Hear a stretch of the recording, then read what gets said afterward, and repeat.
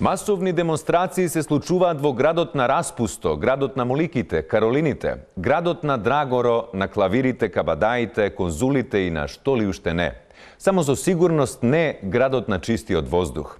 Демонстрантите се децидни во своето барање и се надеваат дека централната власт ќе ги послуша.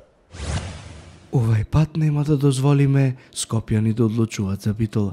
Велат демонстрантите. Тие се децидни во своето барање дека доколку Битола би имал аеродром, тие нема да дозволат да се смени името на аеродромот во Битола.